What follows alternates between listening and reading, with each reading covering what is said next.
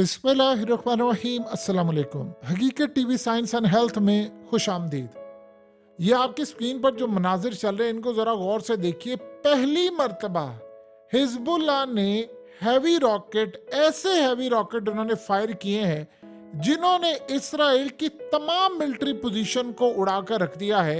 यानी आप ये समझ लीजिएगा कि 1948 से जिन पोजीशन पर इसराइल काबिज था उन पोजीशन को बुरी तरह उड़ाकर रख दिया है। और इस सारी सूरत हाल में यहाँ इनकी टेक्निकल डिवाइसेस लगी हुई थी, यानी इनके बैरक्स थे जो बुरी तरह, इतने ज्यादा इन्होंने हैवी रॉकेट मारे हैं, इतने ज्यादा हैवी रॉकेट मारे हैं कि सब कुछ इन्होंने तितर बितर करके रख दिया।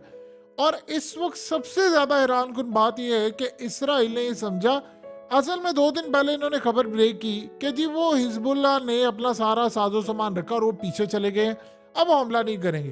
अब हिजबुल्लाह के जो फाइटर्स है उन्होंने इनका जो सर्विलेंस इक्विपमेंट है, यानी जो खास तौर पर इनके तमाम जासूसी के मामलात हैं, तमाम चीजें, वो सारी की सारी डिवाइसेस इन्होंने उड़ा दी हैं। अब असल में पिछले काफी अरसे से हिजबुल्लाह, जिसे आप समझ लीजिए कतरा कतरा करके उसकी तमाम तर जासूसी की जो चीजें हैं वो उड़ाता जा रहा है। आपने गौर किया है पिछले काफी अरसे से हिजबुल्लाह ने इतनी तबाही की है कि इसराइल ने वहां पर जाकर लिबनान में कोई बड़ा स्ट्राइक नहीं वो कर सके।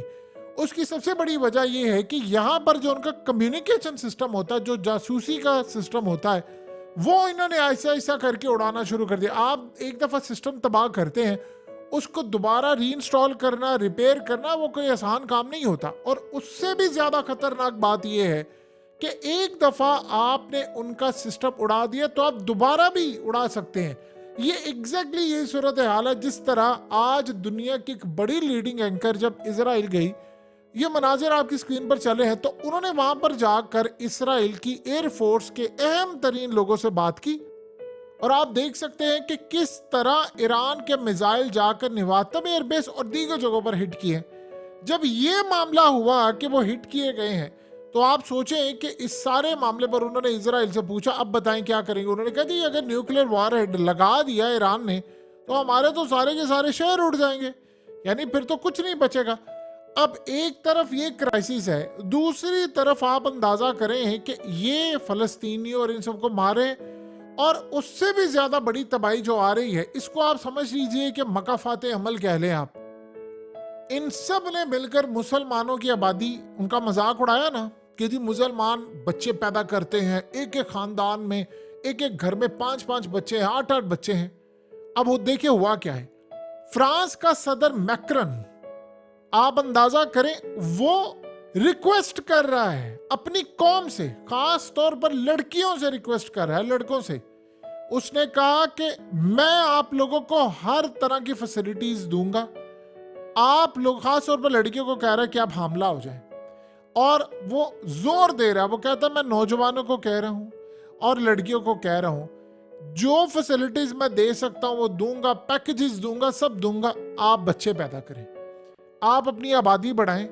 अब फ्रांस मुकम्मल तौर पर डूब रहा है, हमारा नामो निशान मिट जाएगा अगर हम लोगों ने बच्चे पैदा ना किए। ये कौन कह रहा है? फ्रांस का सदर। आप बताइए कि कुछ अर्सा पहले पुतिन ने क्या बात की थी। ये दुनिया के अंदर आपको पता है पॉपुलेशन डिक्लाइन जो हो गया है, आपको अगले कुछ अरसे के अंदर नहीं, दुनिया में अगले चंद सालों के बाद जापान मुकम्मल तौर पर आप समझ लीजिए ये अपना वजूद बरकरार नहीं रख सकेगा, क्योंकि उनके पास लोग ही नहीं है काम करने के लिए।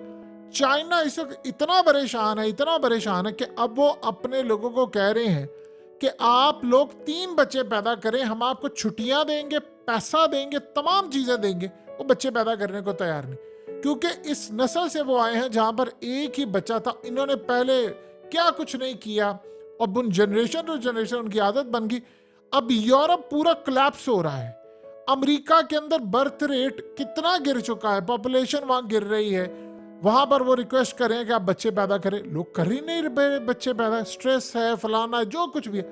अब पुतिन ने काम ये किया कुछ अरसे पहले, उसने जब ये देखा कि रूस के अंदर भी ये मामला हो रहा है कि रशियन लड़कियां जो हैं वो बच्चे पैदा नहीं कर पा रही, तो उसने वहां पर कहा कि अब हमें वेस्ट को फॉलो नहीं करना, बच्चे पैदा करें। हमारी नस्ल, चूंकि आपको पता है कि रशियन दुनिया में खूबसूरत तरीन लोग हैं, तो उन्होंने कहा कि आप बच्चे पैदा करें।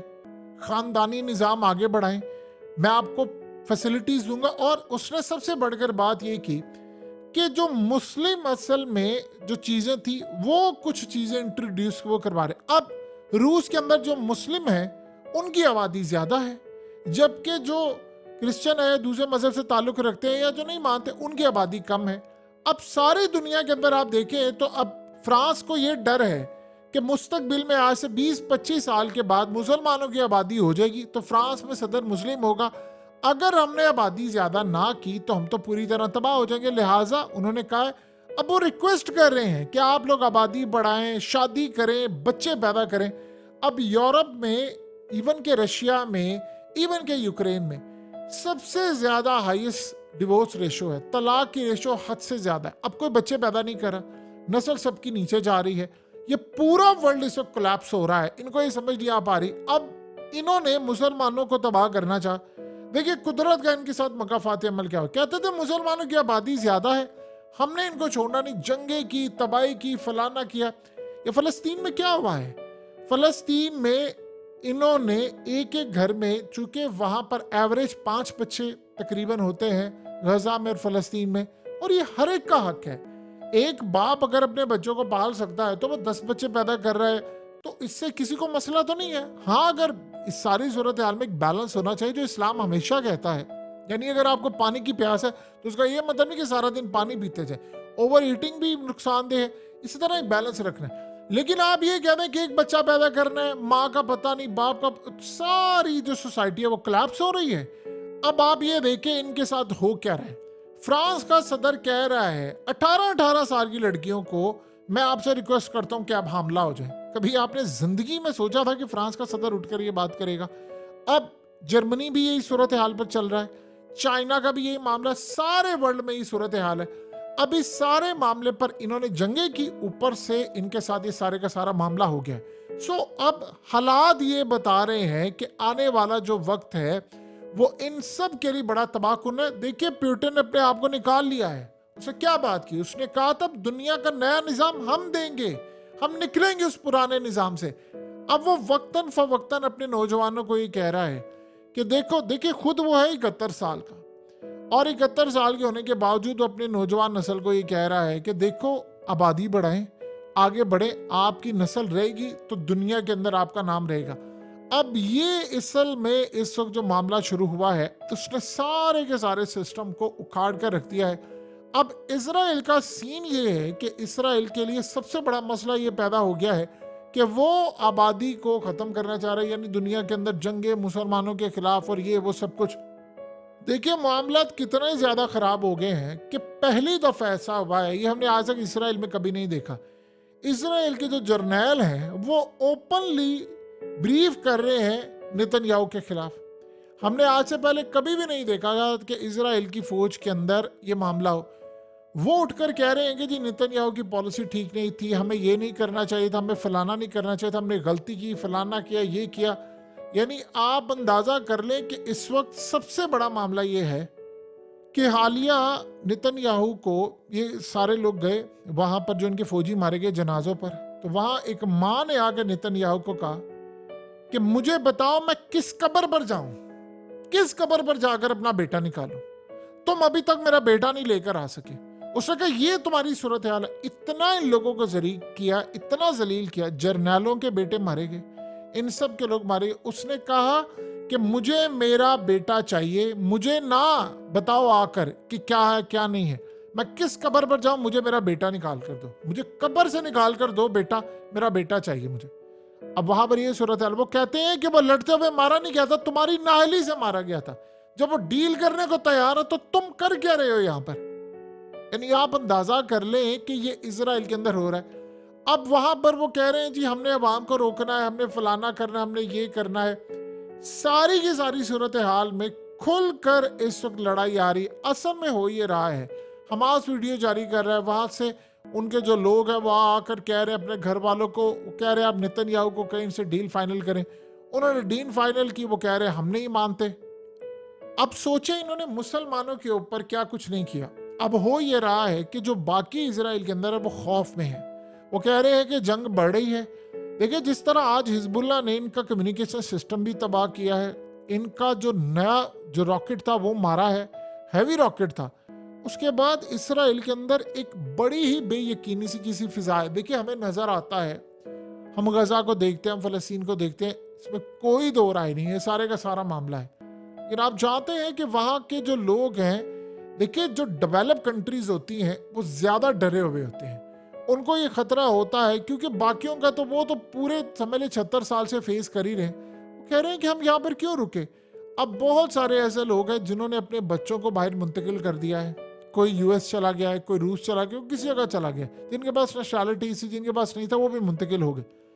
अब रह गए बाकी सारे, वो अपना सामान समेट रहे हैं, बहुत सारे लोग जो जा सकते हैं वो जा रहे हैं। अब वहां पर हालत ये है कि लोग बीच पर जाते हुए डरे। देखिए साहिल पर, बीच पर, इलात पर, हर जगह पर इस वक्त खौफ की फिजा है।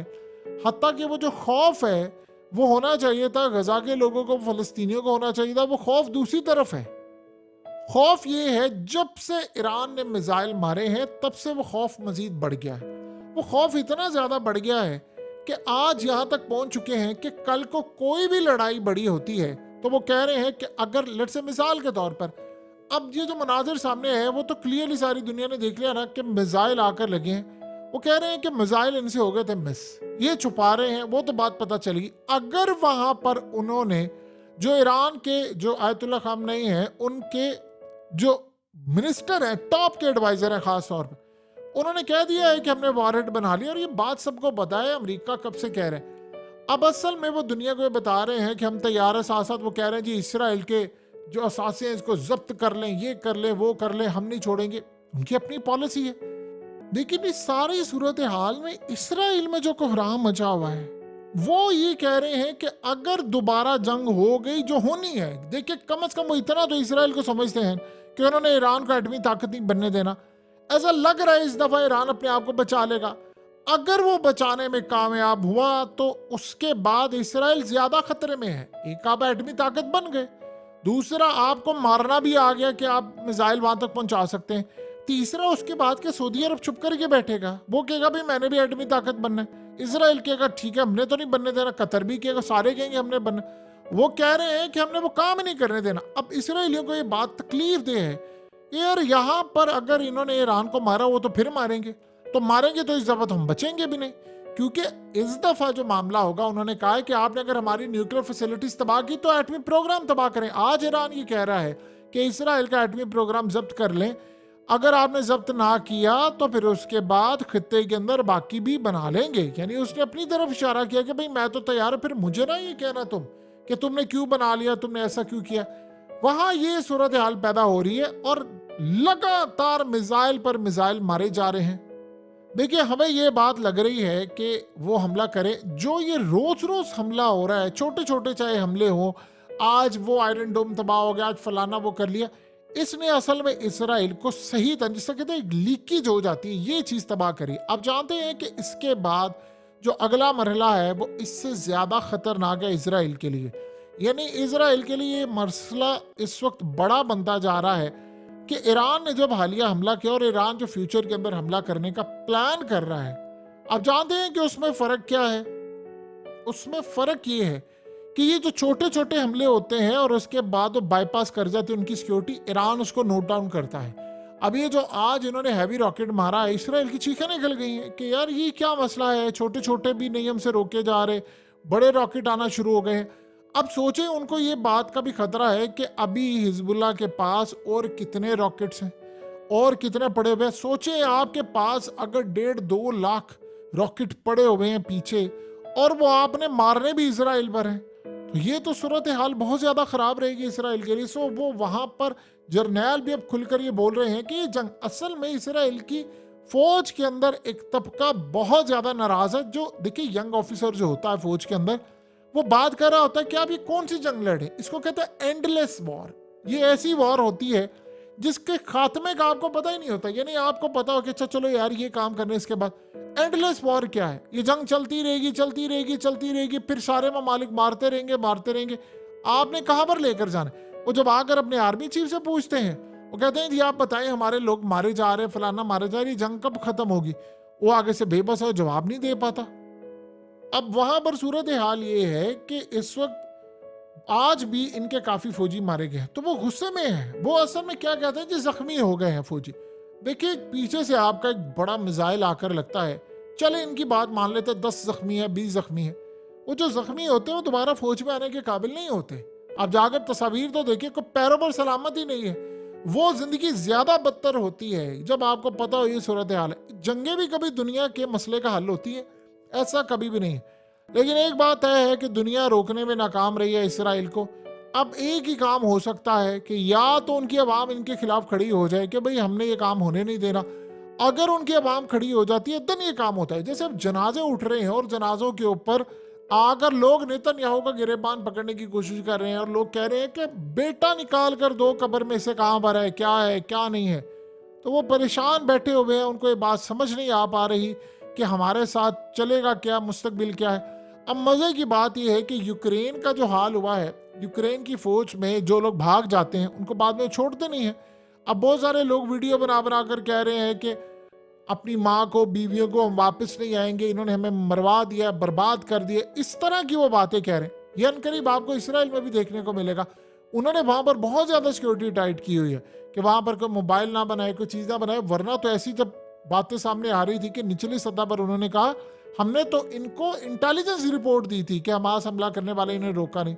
सो हालात ये बता रहे हैं कि इसराइल की पोजीशन जो है वो डे बाय डे वीक है, लेकिन वो जुल्म करने से बाज नहीं आ पा रहा। हकीकत टीवी साइंस एंड हेल्थ की इस वीडियो के नीचे कमेंट जरूर कीजिए, अपनी राय का इजहार जरूर करें और इस वीडियो को हर जगह शेयर करते हुए चैनल को सब्सक्राइब जरूर करें।